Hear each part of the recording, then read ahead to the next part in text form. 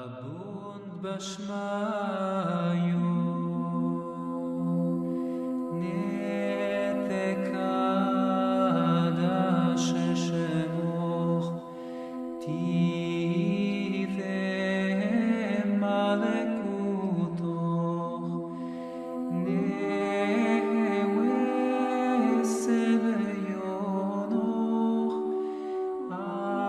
ayikano bashmayu ofebar ohavelan lahemod senekonan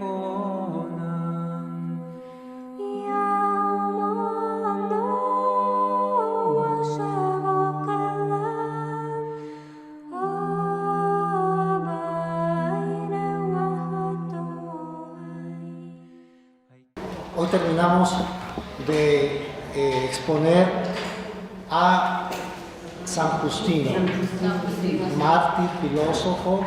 Sobre todo nos interesa, porque es lo que tenemos de material este libro, lo que dice acerca de la Eucaristía, que es muy valioso, que incluso el Catecismo de la Iglesia recoge, y todos los que hablan de la historia de la Eucaristía necesariamente tienen que hacer alusión a lo que nos dice San Justino. Es como un testigo de cómo se celebraba la Eucaristía en Roma en el año 150, o sea, muy antiguo, en el siglo II. Estábamos con la Apología 1, número 67, página 58, a la mitad, nos quedábamos hace 8 días. Vamos a seguir leyendo lo que dice de la Eucaristía dominical. ¿Qué hacían los cristianos en Roma? Se reunían, leían recuerdos de los apóstoles. Ahora viene la distribución y participación que se hace cada uno de los alimentos consagrados por la acción de gracias y su envío por medio de los diáconos a los ausentes. O sea, se distribuía, se daba la comunión de los alimentos consagrados por la acción de gracias, que era pan y vino con agua, desde un principio. No nos imaginemos que había monjitas que hacían hostias redonditas, como ahora, cortaditas. Era pan. Pan con harina y agua, pan ácido, sin levadura. Se traería el trozo de pan y de ahí se cortaba y se distribuía a cada uno. Hay un movimiento de la iglesia ahora actual que se llama los neocatecúmenos, que tratan de vivir la Eucaristía como la vivían los primeros cristianos, y ellos no usan las hostias que nosotros usamos, redonditas, cortaditas, blancas todas. Usan pan ácido, lo llevan incluso calientito, como que una de las encargadas, a mí me tocó ya dirigir un grupo de neocatecúmenos, lo sacaban del horno y lo llevaban, y ese era el que consagrábamos, y después se cortaba para darle. Así lo hacen los neocatecúmenos. Sí, siguen, el padre Javier Magdalena. Sí siguen, ellos celebran la Eucaristía fuera de la iglesia, o dentro de la iglesia, adaptada para los neocatecúmenos, con el altar en medio. Ellos no ponen el altar al frente, todos están alrededor del altar. ¿Qué tienen de extraordinario? La liturgia es la normal, pero a la hora de la reflexión sobre las lecturas, la comentan entre todos. O sea, no hay homilía del sacerdote. Todos hacen un comentario a las escrituras, Una lección divina. Una lección divina, que ellos creo que ya en la semana la meditan, se reúnen un día a la semana a escrutar, escrutar las escrituras. Entonces ya pueden compartir y sigue la Eucaristía, panásimo, cada quien comulga. Y lo que tienen también de extraordinario es que al final de la Eucaristía danzan alrededor del altar. El altar está con flores frescas, siempre. Es un grupo pequeño como nosotros. La letra de las alabanzas son muy propias de ellos. Con alabanzas. No, yo no me acuerdo de eso. Era lo que más me costaba a mí. Panásimo y todo, pero yo tengo 2 pies izquierdos. Me sentía muy extraño. Con ornamento incluso me sentía raro. Yo el ornamento lo respeto mucho. Yo celebro la Eucaristía, me pongo el ornamento para salir. ingresando a la sacristía me quito el ornamento, antes de cualquier cosa. Lo respeto mucho, a mí no me gusta, incluso he visto en películas que los padres andan en el atrio y todo, Sí. con ornamentos hasta afuera en la calle. El ornamento sagrado es para celebrar una acción sagrada, me da la impresión pues. Entonces yo con ornamento y bailando, pues imagínense cómo me sentía. Ya me llegué a acostumbrar, incluso aprendí bien. Había uno que en el grupo como que guiaba, una pierna para acá y todo. No, ya después hasta me gustaba, disfrutaba, porque es como una danza hebrea. Ya ven que los hebreos danzan, es eso, no es baile de otro, pero es en honor de, siempre lo hacen así. Imagínense que la liturgia general en un domingo hiciéramos eso, sería muy extraño, muy raro. Pero sí, hay grupos, hay parroquias incluso dedicadas. Hay una parroquia en concreto que hasta el altar está en medio siempre. Cuando llegó el padre Magdaleno a San Pablo Las Fuentes, mandó poner el altar en el centro. Yo llegué a ir a misa a celebrar un matrimonio, me sentía raro, el altar en medio, el presbiterio acá atrás, bancas así, raro un poquito. Ya está distinto, pero hay parroquias que incluso tienen el altar. Si ven ustedes una parroquia con el altar en medio, las bancas alrededor son de neocatecúmenos. Los fundó un español que todavía vive, Kiko Argüello, muy cercano a los papas, y ese movimiento ha crecido mucho. Tienen su propio seminario para crear sus propios sacerdotes, formarlos. Pero sí, Se son llama, católicos. se llama Redemptoris Mater, en todo el mundo hay, en muchas partes. Pues bueno, eso aparte. Así celebraban los primeros cristianos, se distribuía el pan. ¿Y qué más? Fíjense, la caridad que desde un principio ha estado en la iglesia, la distribución de los que tienen hacia los que no tienen. Siglo II, veamos cómo había ya huérfanos, viudas, enfermos en las cárceles. Recuerden que estaba prohibido ser cristiano y algunos estaban en la cárcel. A los forasteros de paso, vean, ya había emigrantes, se les ayudaba, son las personas necesitadas, los que no están en su casa, su hogar. Ahora en Guadalajara tenemos una oportunidad, y en todo el mundo, en Europa están recibiendo personas de África que se lanzan al mar, ya no pueden estar en sus tierras, arriesgando su vida, llegan a tierra y algunos países no lo reciben, otros sí. Ya había esa necesidad, o sea, Dios siempre ha querido que tengamos opción de ejercer la caridad. Siglo II, insisto en esto porque es un tesoro este escrito, ¿no? Y todos los escritos de los padres de la iglesia. Si no fuera por esto, no nos enteraríamos cómo era la primera comunidad cristiana. Ya ellos eran sensibles, pues. Eso de que digan ahora que la iglesia es retrógrada, eso es falso. Toda la vida la iglesia ha sido bienhechora de la humanidad. Toda la historia de la iglesia. Ha tenido sus fallas, en la jerarquía ha habido muchos errores, pero la iglesia asistida por el Espíritu Santo ha sido buena. ¿Qué sería de la humanidad sin la iglesia de Cristo? Sin los cristianos, sin nosotros. Por ejemplo, piensen en una colonia en concreto, sin parroquia, sin palabra de Dios, sin sacramentos, sin organización. Un pueblo abandonado, decía el santo cura de Ars, pero bueno, en su tiempo. Dejen un pueblo sin iglesia, sin sacerdote, decía él, 20 años y los hombres se convertirán en bestias. O sea, lo que nos sostiene es la palabra, la gracia, lo que nos alienta para seguir construyendo una humanidad unida. Los primeros cristianos nos dan ejemplo. Seguimos y celebramos esta reunión general el Día del Sol, por ser el día primero en que Dios, transformando las tinieblas y la materia, hizo el mundo, y el día también en que Jesucristo, nuestro Salvador, resucitó de entre los muertos. Alguien preguntaba ¿por qué el domingo? Primero porque es el Día del Sol, Dios hizo el mundo, empezó, y después porque Jesús resucitó un domingo. Para nosotros el Día del Señor es el domingo, Día Santo. Los judíos, ustedes, algunos que han tenido oportunidad de estar en Tierra Santa, celebran con mucho respeto el Shabbat. O sea, es el día santo. Nosotros los cristianos, yo a veces veo el domingo y pues no, parece más bien día dedicado solo al descanso y a...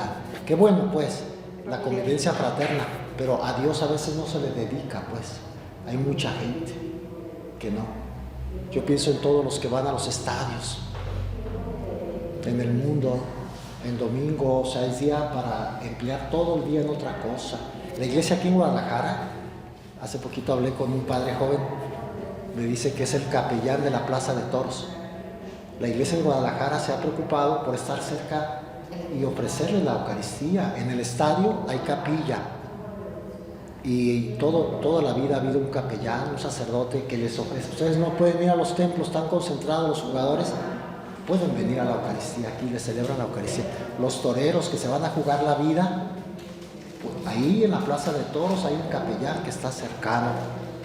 Hay capellanos universitarios en los colegios, un sacerdote que los puede escuchar, celebrar la Eucaristía.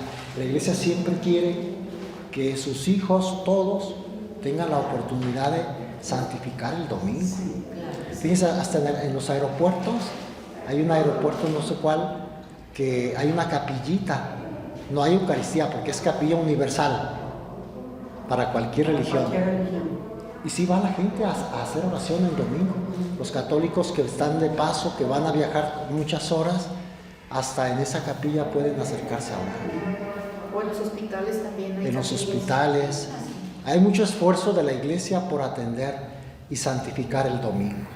Guadalajara tiene un templo cada 5 o 6 cuadras, es una exageración. Los extranjeros que vienen se admiran de tantos templos que hay en Guadalajara. Y así hay gente que dice, es que no pude ir, no se me acomodó el horario, no tuve tiempo. O pretextos, es que estaba haciendo mucho calor, es que el padre, hasta a los padres nos ponen muchos pretextos, no me gusta, ¿cómo se...? Es la Eucaristía, es el encuentro con Dios, no es el Padre al que vas a ver. Pero habiendo tantos templos, ¿verdad? Además busca otro, pues. Busca Busca otro, hay que buscar al Señor. Algunos tenemos la mala suerte de no caerles bien. Discúlpenos, pero vayan a con otro. Pero busquen a Dios. Eso. El día del sol. Vamos a ver del diálogo con Trifón. ¿Se acuerdan que tuvo un diálogo con un judío, rabino? ¿Qué dice acerca de la Eucaristía? Los judíos no podían aceptar que Jesucristo hubiera instituido un sacrificio donde se repetía el Calvario. Pues ellos no creían en Jesús, menos en la Eucaristía, pero sí creían en las profecías, en todo el Antiguo Testamento. Entonces, basado en una profecía de Malaquías, le dice Justino a Trifón esto. No está mi complacencia en vosotros, dice el Señor, y vuestros sacrificios no los quiero recibir de vuestras manos, porque desde donde nace el sol hasta donde se pone, mi nombre es glorificado entre las naciones, y en todo lugar se ofrece a mi nombre incienso y sacrificio puro, porque grande es mi nombre en las naciones, dice el Señor, y vosotros lo profanáis. Ya entonces anticipadamente habla de los sacrificios que nosotros le ofrecemos en todo lugar, es decir, del pan de la Eucaristía y lo mismo del cáliz de la Eucaristía. Aparte que dice que nosotros glorificamos su nombre y vosotros lo profanáis. Imagínense atreverse a decirle a un judío, eso que ustedes dicen, que solo ustedes son los privilegiados que pueden ofrecer a Dios sacrificio. Hay una profecía de Malaquías que dice, ustedes profanan mi nombre, hacen sacrificios pero no cumplen mi voluntad. En el mundo se va a ofrecer un sacrificio agradable. Y dice Justino, sabio el hombre, San Justino, dice, ese sacrificio del que habla Malaquías, que tú aceptas como profecía, es el sacrificio de la Eucaristía. Ya el Señor anticipadamente dijo esto, se nos va a ofrecer un sacrificio. A mí me llama la atención esto, en todo lugar y en todo tiempo. Saben ustedes, habrán oído, y si no se los digo por primera vez, que a todas horas y en muchos muchos lugares se ofrece el sacrificio de la Eucaristía a Dios, que no deja de ofrecerse. Ahorita, en una parte del mundo se está celebrando. Seguro aquí en Guadalajara, en algún convento, en alguna parroquia, se está celebrando. En algún lugar. Los sábados hay muchas ceremonias extraordinarias, ¿no? Sábados y domingos. Pero todo el tiempo se ofrece. Cuando aquí ya se hace de noche, en otras partes del mundo hay católicos que están de día por el cambio de horario, la tierra gira alrededor del sol. Entonces, siempre hay alguien que está celebrando la Eucaristía, a todas horas. Eso es lo que sostiene al mundo, la gracia de Dios. Dios que nos permite que Cristo siga actuando, sobre todo a través del sacrificio de la Eucaristía. Cuando vayamos nosotros a celebrarla, nos unimos pues a un número incontable en todas partes que estamos ofreciendo este sacrificio a Dios. Es la grandeza pues de la Eucaristía. San Justino nos lo hace ver. Se lo hace ver a Trifón. Yo creo que Trifón por lo menos quedó desconcertado y se encontró con un sabio que le supo responder.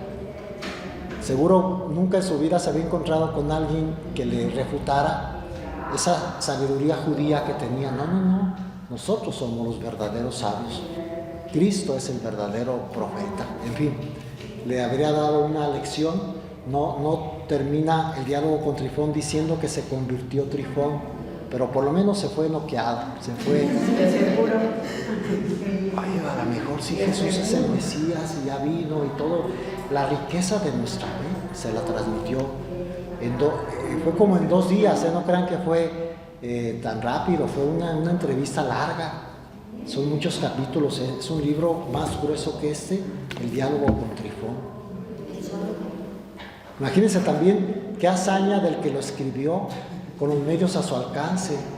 Si hubiera tenido una grabadora, un video como este, una maravilla. En la época de los padres, imagínense a San Agustín hablando sobre cualquier tema y que se le pudiera grabar.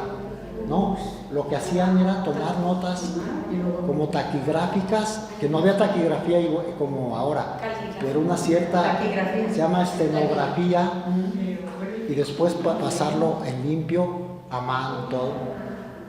No había, pues voy a sacar una fotocopia, ni cual nada, imagínense. Por eso la labor de los monjes de conservar esas copias antiguas de todos los libros. Hay monjes que toda su vida, su trabajo era escribir. Tenemos una riqueza inmensa en nuestra iglesia, pues. Los monjes posteriores, me refiero, que copiaban, copistas. Cuando va uno a Jerusalén, me tocó a mí hacer visita a un escriba. Con cristal estaba, con los medios actuales, con puntilla de tinta fina, estar pasando un códice en limpio para conservarlo. Pero qué paciencia. Ahora es todo muy rápido, la gente no tenemos paciencia. Este hombre, su vida era, y ahí la gente iba y lo veía, él como que no sabía quién estaba, pues, esos cristales. El hombre con paciencia, 10, 15 minutos, se cansaba uno más de verlo ahí, que él, nomás eso, y él era horas y horas, para admirar que nos hayan llegado textos tan valiosos. Y hay quien desprecia a la iglesia, ya nada más por esos grandes obreros, trabajadores, gente que ha entregado su vida a difundir el Evangelio. Y desconocidos, ¿verdad? Para la mayoría. Para la mayoría. Bueno, leemos del diálogo con Trifón, otro texto donde dice que no debe haber sacrificios materiales ya, sino oraciones. Los judíos ofrecían sacrificios materiales, de plantas, de animales, de frutas. ¿Nosotros qué ofrecemos? Vamos a ver. Ahora bien, que las oraciones y acciones de gracias hechas por las personas dignas son los únicos sacrificios perfectos y agradables a Dios. Oraciones y acciones de gracias. Hay que valorar mucho las oraciones. ¿Cuánto tiempo dedicas tú a la oración? No, es que no tengo tiempo. Tienes que tener para lo importante. oración, de unión con Dios. Entre más oraciones, más agradamos a Dios. Es valiosa la oración. Hay quienes dicen que es pérdida de tiempo. Dicen, ¿a poco tú le vas a cambiar la voluntad a Dios? Dios hace lo que Él quiere, no lo que tú le pidas. Pues sí puedes cambiar la voluntad de Dios. La oración puede cambiar el curso del mundo. La intercesión de la Virgen de Fátima ha salvado de muchos terrores al mundo. A Rusia del comunismo fue la Virgen. La oración cambió. El uso de la bomba atómica que iba a destruir gran parte del mundo fue por la oración a la Virgen de Fátima. Hace poco salió un documental, una película sobre la Virgen de Fátima, muy bien hecha. Salió el año pasado, no se difundió mucho. La pasaron en algunos cines y tenemos ahí muchos testimonios valiosos de lo que ha hecho la oración, la intervención de Fátima. A ver si un día la podemos ver aquí, me interesaría mucho. Ya estaba prometida al curso de Fátima, llevamos un curso sobre Fátima los miércoles en la noche, ya estaba prometida y no podíamos conseguirla. Gracias a amigos que están aquí, se pudo conseguir después de un año. Por fin ya la tenemos. A ver si nos ayudan un día a poner aquí todo lo necesario o pasarnos más bien allá y ver, porque es muy valioso. ¿El padre Joel se la prestó?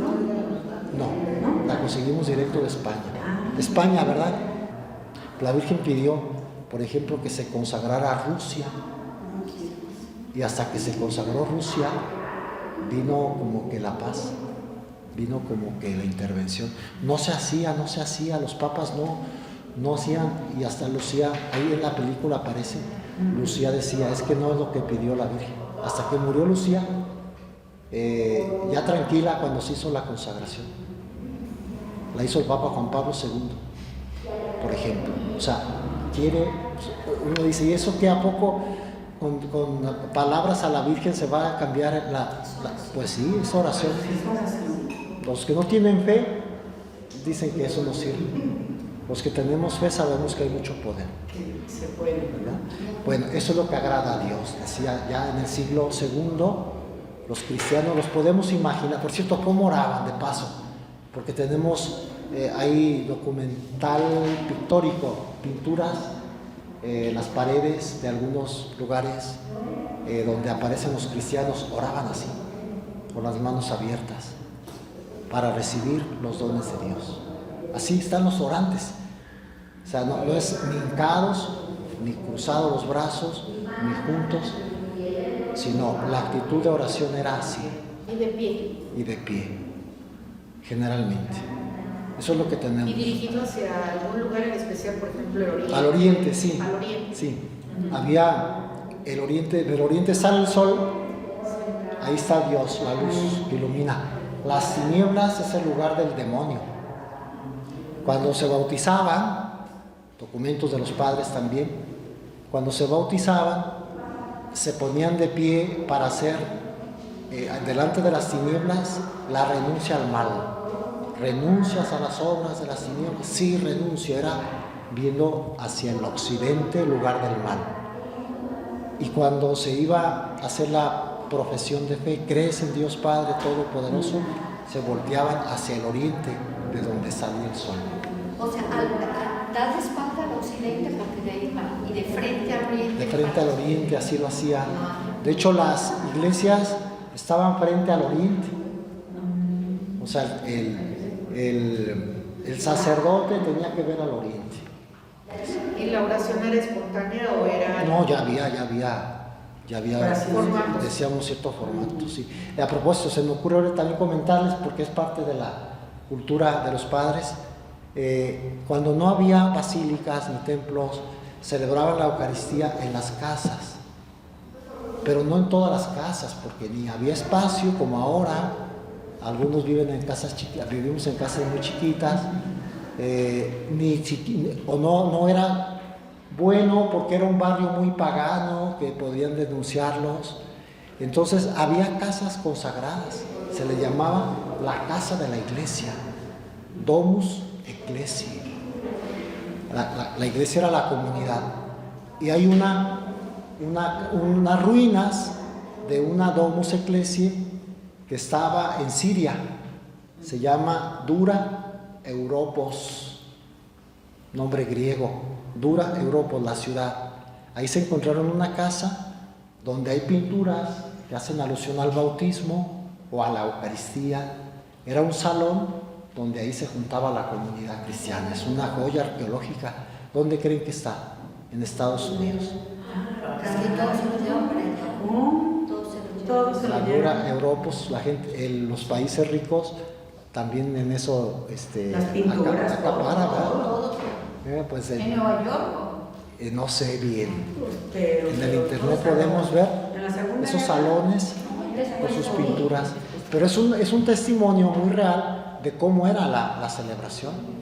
No había iglesia, no podían mostrarse en público.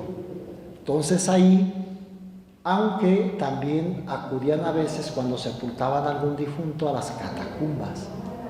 Y en Roma hay muchas catacumbas donde están sepultados sobre todo personajes históricos para la iglesia, santos por ejemplo. Es típico del tour en Roma ir a las catacumbas, o sea, entrar subterráneo y ver las tumbas de papas, de santos, o las tumbas de personas ordinarias. Los cristianos no los sepultaban junto con los paganos. Cuando moría un santo, mártir, alguien donaba un espacio, hacían un subterráneo, ponían al santo, al mártir, y después la gente que moría, cuando yo muera quiero ser sepultado junto a Santa Cecilia, por ejemplo. Y se iban creando esos, junto al Papa fulano que está aquí, esos edificios funerarios cristianos, que ahora solo pues se visitan, pero con fe. La gente que va con fe, no solo es para ver cómo era la antigüedad, cómo se portaban, sino para orar ante los... ¿Eso fue en el siglo II? Desde el principio que hubo cristianos, sí. Sí, porque también para sepultarlos, ellos entendían que no podían sepultarlos con paganos. Ellos creían mucho en la intercesión de los santos. Entonces, más cerca, como nosotros. Yo creo que queremos ser sepultados en un lugar santo, panteón, criptas ahora que está de moda, pero no en cualquier lado, pues ahora. Bueno, ¿Pero no se usaba la cremación? no. ¿Hasta cuándo la introdujo? Porque era prohibido por la iglesia. Sí, hasta hace poco, sí. Pero porque... Ya en el siglo pasado, creo. El 20. Apenas siglo XX. Y me imagino que los ritos eran diferentes, me imagino que porque era como algo clandestino, podríamos decir. Sí, No eran velados. había mucho sentido de la trascendencia. Respeto. Lo sabemos por algunas oraciones que se dirigían, sí tenemos oraciones, o epitafios, donde hablan mucho de que ya está en los jardines celestiales, ya está esta oveja junto al pastor que los ha recogido. Creían mucho en la trascendencia, en la gloria del cielo.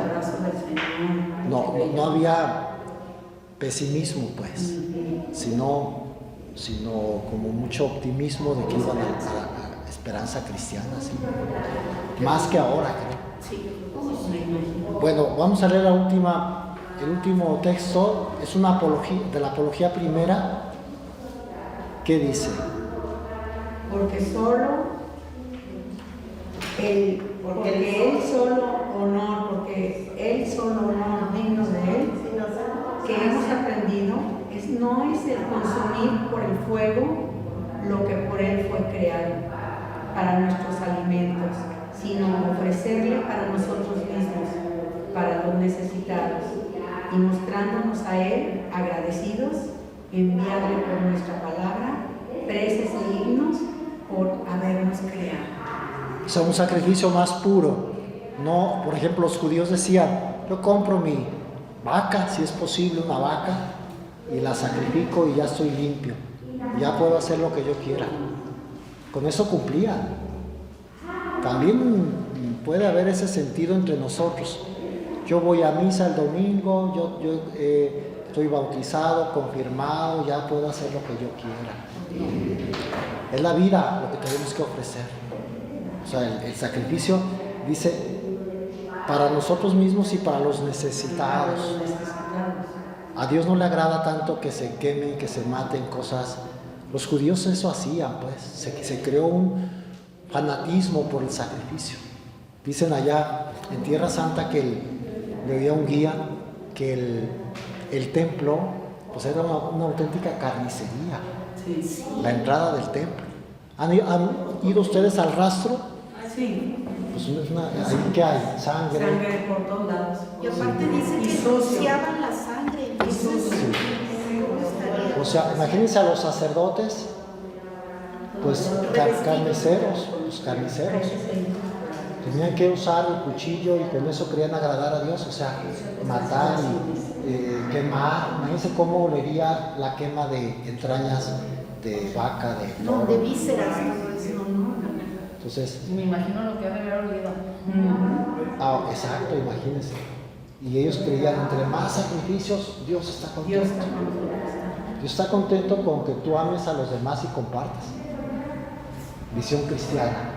San Justino es lo que les trataba de decir a los judíos. Trifón seguramente se conmovería ante las palabras de San Justino. Entendería que teníamos que dar un giro a la humanidad. A ver, ¿qué hubiera sido que no hubiera venido nuestro Señor? Si nosotros, la religión más pura quizá hubiera sido la judía, si fuéramos judíos. Entonces no habría revelación, no habría doctrina, no habría sacramentos.